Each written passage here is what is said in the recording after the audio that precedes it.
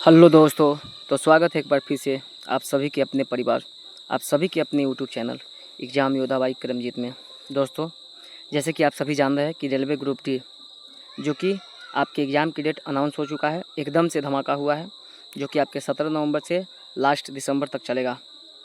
तो आइए आज हम लोग जीव विज्ञान के पोर्शन लेके आए हैं, जिसमें हम सेल देखेंगे, कोशिका को देखेंगे और आपका 1 नंबर इससे पक्का आ जाएगा। बहुत छोटा सा टॉपिक है, इसको कंप्लीट कर लेंगे। तो दोस्तों, पूरे जुनून के साथ, पूरी मेहनत के साथ इस क्लास को देखेंगे। कहा जाता है कि मुकद्दर भी उसी को मौका देता है, सिकंदर भी वही बनता है जो मेहनत धनाधन करता है, यानी कि मेहनत जो पीछे नहीं हटता है वही सिकंदर बनता है। तो आइए सबसे पहले हम देखते हैं सेल, कोशिका। आखिर कोशिका होता क्या है? तो कोशिका चीज़ जो होता है दोस्तों, शरीर के सबसे छोटी, शरीर के रचनात्मक एवं क्रियात्मक इकाई जो होता है उसी को हम लोग बोलते हैं कोशिका। क्या बोलते हैं? कोशिका बोलते हैं, जिसे हम लोग इंग्लिश में बोलते हैं सेल। क्या बोलते हैं? सेल। अब इस सेल को जो कोशिका का खोज किया है 1665 ईस्वी में, 1665 ईस्वी में किए हैं। कौन? रॉबर्ट हुक नामक वैज्ञानिक ने। कौन? रॉबर्ट हुक नामक वैज्ञानिक ने। तो ये कोशिका का आपका कुछ इम्पोर्टेंट पॉइंट था, और ये ऐसा क्वेश्चन है जो आपके एग्ज़ाम के पॉइंट ऑफ व्यू से अगर देखा जाए तो लगभग सारी यहीं से आपके कवर हो जाएंगे। आइए देखते हैं सबसे पहले कि जैव कोशिका के किस कोशिकांग को ऊर्जा घर कहा जाता है। तो कहा जाता है माइक्रोकॉन्ड्रिया। इस तरह से भी पूछा जाता है कि माइक्रोकॉन्ड्रिया को क्या कहा जाता है? कोशिका को ऊर्जा घर, power house of cell. Power house of cell किसको कहा जाता है? तो माइक्रोकॉन्ड्रिया को कहा जाता है। आगे कहा कि हमारे तंत्र में अधिकतम एटीपी अणुओं को उत्पन्न करने वाले पद का नाम क्रेब्स चक्र है। क्रेब्स चक्र, एटीपी कहाँ से उत्पन्न होता है? तो आपके क्रेब्स चक्र से उत्पन्न होता है। कहाँ से होता है? क्रेब्स चक्र से होता है। आगे है प्लाज्मा झिल्ली किन पदार्थों से बनी होती है? जो प्लाज्मा की झिल्ली बनी होती है वो किन से बनी होती है? तो ये आपको होती है प्रोटीन से तथा लिपिड से बना होता है। प्लाज्मा झिल्ली प्रोटीन तथा लिपिड से बना होता है। दोस्तों, आप लोग सिर्फ ध्यान से देखिएगा और ध्यान से सुनिएगा, बाकी आपको कुछ करने की ज़रूरत नहीं है। बस एक बार ध्यान से देखिएगा और सुनिएगा, आपका सारी डाउट क्लियर हो जाएगी। आइए देखते हैं मानव शरीर के किस अंग में लसिका कोशिकाएँ होती हैं। मानव शरीर के किस अंग में लसिका कोशिकाएँ पाई जाती हैं? तो ये जो होता है आपका प्लीहा में। कहाँ पर? प्लीहा में पाया जाता है। आगे देखते हैं कि किस जीव में लिंग गुणसूत्र जो सेक्स क्रोमोसोम नहीं पाए जाते हैं। तो ये आपके पाए जाते हैं छिपकली में। किसमें? छिपकली में नहीं पाए जाते हैं। अगर मनुष्य की बात किया जाएगा तो मनुष्य में कितने क्रोमोसोम की संख्या होती है? तो ये होती है आपके 46। कितने? 46, यानी कि 23 जोड़ी होते हैं।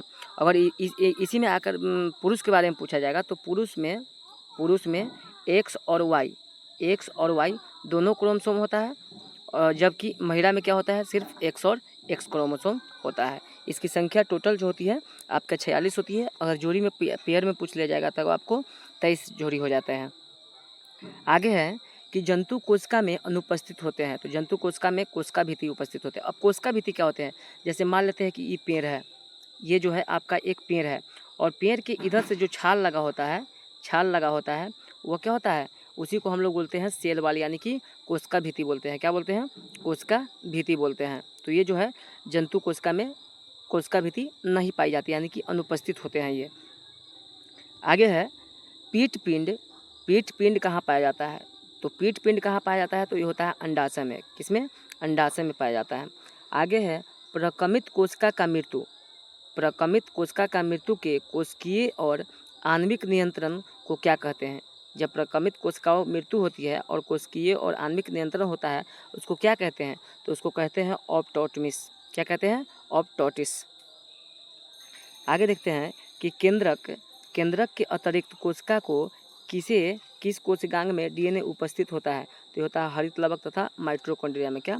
हरित लवक तथा माइटोकॉन्ड्रिया में। आगे है किस कोशिका को पाचन की थैली कहा जाता है? किस कोशिका को पाचन की थैली कहा जाता है? तो इसको बोला जाता है लाइसोसोम को। किसको बोला जाता है? लाइसोसोम। ये क्या करते हैं? इसमें ब्लड जो है इसके आत्महत्या का थैली भी बोला जाता है। किसे? लाइसोसोम को। आत्महत्या का थैली किसे बोला जाता है? तो ये जो होता है आपका दोस्तों लाइसोसोम को ही बोला जाता है। आगे है मनुष्य में किस ऊतक टिश्यू में जन्म के पश्चात कोशिका विभाजन नहीं होता है। मनुष्य के किस ऊतक में जन्म के पश्चात कोशिका विभाजन, यानी कि मनुष्य जब जन्म ले लेता है उसके बाद कोशिका में विभाजन नहीं होता है, तो वो होता है आपके तंत्रिका तंत्र में। किसमें? तंत्रिका तंत्र में होते हैं।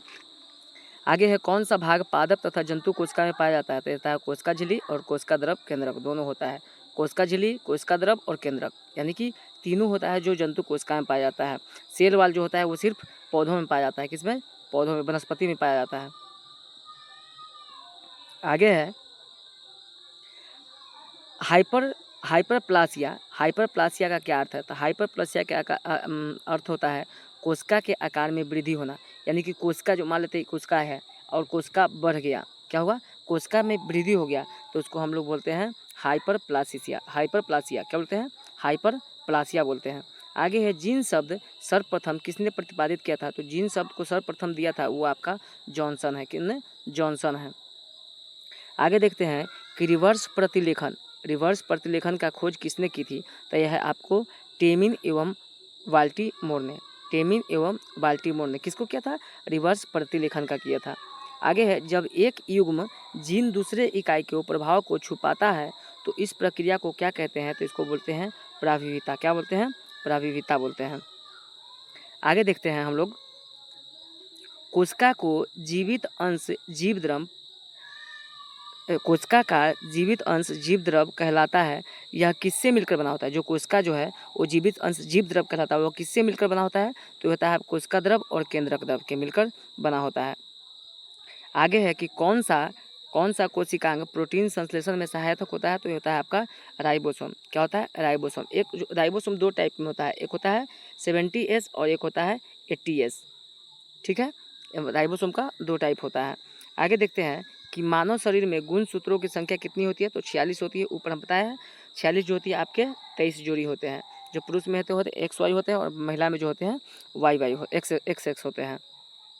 आगे है कौन सा तत्व पौधों के कोशिका भित्ति की संरचना घटक है? तो यह है कैल्शियम। किसका है? कैल्शियम। जो कोशिका भित्ति होती है वो किसका होती है? कैल्शियम की होती है। आगे है सबसे छोटी जीवित कोशिका कौन सी है? तो सबसे छोटी जीवित कोशिका है आपको माइकोप्लाज्म है। क्या है? माइकोप्लाज्म है। अगर सबसे बड़ी कोशिका के बारे में बात करेगा तो सबसे बड़ी कोशिका जो दोस्तों आपका हो जाएगा शुतुरमुर्ग का अंडा। किसका? शुतुरमुर्ग का अंडा हो जाएगा। शुतुरमुर्ग का अंडा सबसे बड़ी कोशिका हो जाएगी आपके जीवित कोशिका। आगे है किसने जीवन का भौतिक आधार माना जाता है? किसे जो है जीवन का भौतिक आधार माना जाता है? तो आपका है जीवद्रव। क्या है? जीवद्रव। आगे है कौन सा कोशिकांग केवल वनस्पति कोशिका में उपस्थित होता है? तो होता है आपका हरित लवक। क्या होते हैं? हरित लवक आते हैं। आगे है द्विनाम पद्धति में जन्मदाता कौन थे? द्विनाम पद्धति के जन्मदाता, अब द्विनाम पद जैसे वैज्ञानिक नेम होता है। जैसे हम इंसान को बोलते हैं, मानव को बोला जाता है, तो मानव को उसमें क्या बोला जाता है? होमो सेपियंस बोला जाता है। क्या बोला जाता है? होमो सेपियंस बोला जाता है। आम को बोला जाता था मैंगिका फ्रेंडिका बोला जाता है। तो इसी तरह से वैज्ञानिक पद्धति जो जिसको हम लोग द्विनाम पद्धति बोल देते हैं उसका जन्मदाता कौन है? तो ये है इनका जन्मदाता जो है इसका है कैरोलस लिनियस। क्या है? कैरोलस लिनियस है। आगे है दो कोशिकाओं के मध्य पदार्थ का आवागमन किसके माध्यम से होता है? दो कोशिकाओं के मध्यम पदार्थ का आवागमन जो होता है वो होता है आपके जीवद्रव तंतु के माध्यम से। आगे है किस तत्व को कोशिका में एकत्रित होने पर रंध्र खुल जाते हैं? तो है आपके पोटेशियम। अब रंध्र क्या हो जाते हैं? मान लेते हैं कि ये जो है आपका पत्ते हैं। क्या है? पत्ते हैं। इस पर छोटे छोटे जो छिद्र होते हैं वही आपके क्या होते हैं? रंध्र होते हैं। आगे है कि किस कोशिकांग को ट्रैफिक पुलिस को संज्ञा प्रदान किया जाता है? इसको गोल्जी काय कहा जाता है। क्या कहा जाता है? गोल्जी काय कहा जाता है। मान लेते कि कोई वायरस आपके बॉडी के अंदर प्रवेश कर रहा है। क्या कर रहा है? बॉडी के अंदर प्रवेश कर रहा है, तो यही आपके माइंड को क्या भेजता है? सिग्नल भेजता है कि यहाँ पर कोई वायरस आ रहा है। तो इसी को क्या बोला जाता है? Traffic police. ट्रैफिक पुलिस किसे बोला जाता है? तो गोल्जी काय को बोला जाता है। आगे है प्लाज्मा झिल्ली किस पदार्थ से बने होते हैं? तो प्लाज्मा झिल्ली है आपको लाइपोप्रोटीन से बना होता है। प्लाज्मा झिल्ली किससे बना होता है? तो लाइपोप्रोटीन से बना होता है। आगे है प्लाज्मा झिल्ली की संरचना का यूनिट मेम्ब्रेन मॉडल के किसने प्रस्तुत किया था? तो किया था रबर्टसन ने। कब किया था? तो आपके वर्ष 1959 ईस्वी में किया था। आगे है कि कोशिका भित्ति की संरचना कैसी होती है? तो ये होते हैं परागम्य। क्या होते हैं? परागम्य होती है। आगे है कुछ इंपॉर्टेंट फैक्ट है। विश्व की सबसे छोटी कोशिका क्या है, तो माइकोप्लाज्मा हो जाएगा। क्या? माइकोप्लाज्मा हो जाएगा, या इसको कह सकते हैं गैलिस्टोकम हो जाता है। आगे है विश्व की सबसे बड़ी कोशिका, तो आपके शुतुरमुर्ग का अंडा हो जाएगा। क्या हो जाएगा? शुतुरमुर्ग का अंडा। और मानव शरीर में सबसे छोटी कोशिका की बात किया जाएगा तो ये हो जाएगा आपका सेरिबेलम के ग्रैनुल सेल में। किसमें? ग्रैनुल सेल में। सेरिबेलम कहाँ होता है? मस्तिष्क का हिस्सा होता है। किसमें? मस्तिष्क का हिस्सा होता है। आगे है मानव शरीर के सबसे बड़ी कोशिका जो होता है तो होता है आपके अंडाणु, जो कि स्त्रियों में होता है। किसमें? अंडाणु, जिस स्त्री में होता है। आगे है मानव शरीर के सबसे लंबी कोशिका न्यूरॉन होता है। कौन होता है? न्यूरॉन होता है। और सबसे छोटी कोशिका जो होते हैं वो आपके होते हैं शुक्राणु, जो कि किस में होता है? सिर्फ पुरुष में होता है। आगे है सबसे बड़ी पादप कोशिका। सबसे बड़ी पादप कोशिका जो है यह है आपको कार्लोपोटैक्सीफोलिया है। क्या है? कार्लोपोटैक्सीफोलिया है। जो पादप में सबसे बड़ी कोशिका है वो क्या है? कार्लोपोटैक्सीफोलिया है। आगे है कि पुरुष के शुक्राणु तथा महिला के अंडाणु को निषेचन के क्रिया को अंडवाहिनी में संपन्न होता है। कहाँ पर? अंडवाहिनी में संपन्न होता है। जो पुरुष के शुक्राणु और महिला के अंडाणु को निषेचन की क्रिया जब होती है तो कहाँ पर संपन्न होती है? तो आपके अंडवाहिनी में संपन्न होती है। तो दोस्तों ये था आपके कोशिका से कुछ महत्वपूर्ण फैक्ट। और हम लोग कल देखेंगे पोषण, जो कि पोषण कुछ लंबा चैप्टर जाएगा, तो ये आपका 2 टाइप में बट के होगा। तो आगे अभी हम लोग यही देखेंगे। तो चैनल पे नए हो तो चैनल को सब्सक्राइब कर लीजिएगा, इसी तरह के मज़ेदार कंटेंट मिलता रहेगा। मिलते हैं अगले वीडियो में, तब तक के लिए जय हिंद।